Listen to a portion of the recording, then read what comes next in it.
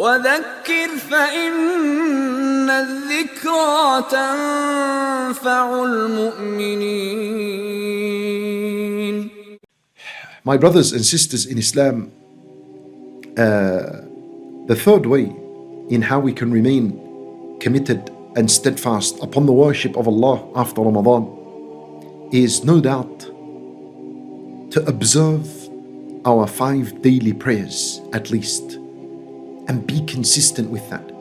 If your prayers are right and consistent, then you will be granted energy and strength to be firm and steadfast upon the worship of Allah throughout your life. Listen to this hadith of Nabi sallallahu alayhi wa sallam. He said, استقيموا ولن تحصوا واعلموا أن خير أعمالكم الصلاة ولا يحافظ على الوضوء إلا مؤمن. And Nabi sallallahu alayhi wa sallam, he commanded us in this hadith. He said, استقيموا, be firm and be steadfast upon the religion of Allah. And he said, وَلَن تُحْصُوا, and you'll never be able to achieve 100% steadfastness. We can't, obviously, because a human being falls in sin, he forgets, he becomes heedless, he gets tired, he gets lazy, and so on. But then listen to this. When the Nabi sallallahu alayhi wa sallam said, be steadfast, straight after it he said, and know that the best deed is the prayer. He said the prayer is the best deed. And so the question is, why did he say the prayer is the best deed after he commanded us to remain firm and steadfast? There's a connection between these two, meaning that the prayer is the greatest matter that will keep you steadfast upon the obedience of Allah subhanahu wa ta'ala. And that's why as-salat comes from the word sila, which means a link, because as-salat is the link and connection between you and Allah subhanahu wa ta'ala. And the first thing that you'll be judged about on the Day of Judgment is your prayer.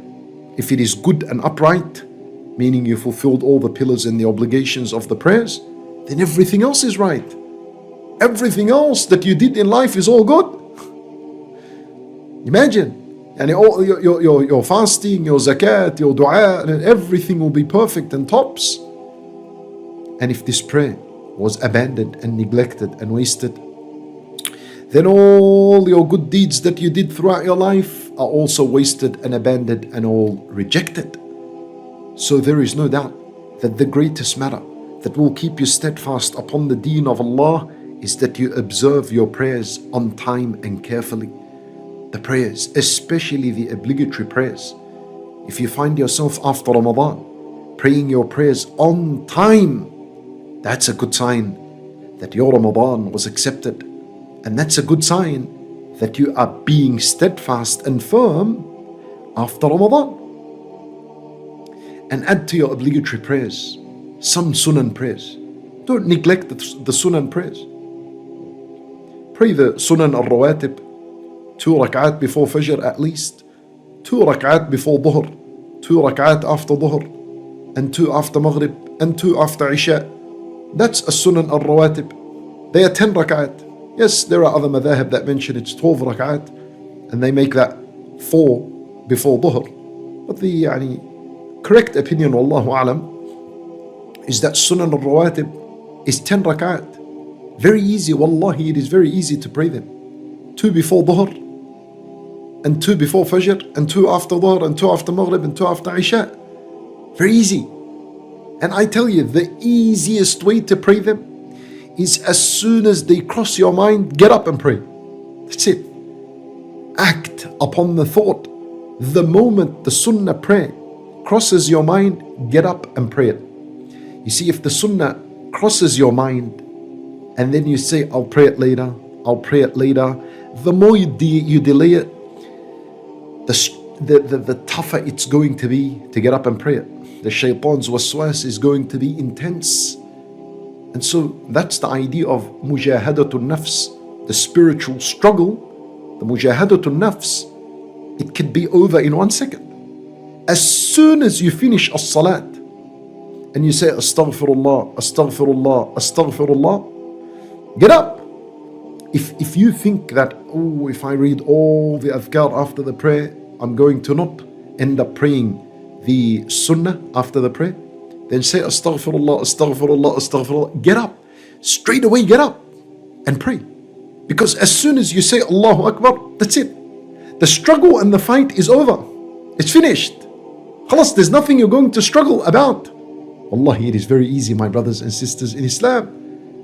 And remember, the more you perfect your salat, the obligatory prayers, the sunan prayers, then you are on a path of steadfastness and righteousness until you die bi'idhnillah. And don't forget to pray something of the night prayers, al-witr as well. Pray at least 1 rak'ah at night. The best of the obligatory prayers, or the best of the voluntary prayers after the sunan al-rawatib is the night prayer. So make sure you're praying at least 1 rak'ah, al-witr. That's the most beloved of the prayers to Allah Azza wa Jal. Inna Allaha witrun yuhibbul witr. Allah is odd, He is one, and He loves al-witr. Nabi sallallahu alayhi wa sallam said, Awtiru ya ahl al-Qur'an. People of Qur'an, and to my brothers and sisters in Islam, aren't we all wanting to be from the people of the Qur'an? Inshallah, we ask Allah Azza wa Jal to make us from the people of the Qur'an. Then the people of the Qur'an are supposed to pray al-witr before they sleep, or after you sleep when you wake up, before adhan al-fajr. Choose a time for yourself and pray al-witr, 1 rak'ah. And always be conscious of the fact that the more you pray and engage in the prayer, then this is a means, it's a way to remain steadfast upon obedience and upon the worship of Allah subhanahu wa ta'ala. Now, at least 2 rak'at at night, and then add to that 1 rak'ah al-witr, at least 3 rak'at. Allahu Akbar. If you pray 3 rak'at at night for the entire year, that will equal to 1,095 rak'at, which is 2,192 opportunities of sujood. How does a person neglect all this and waste all this?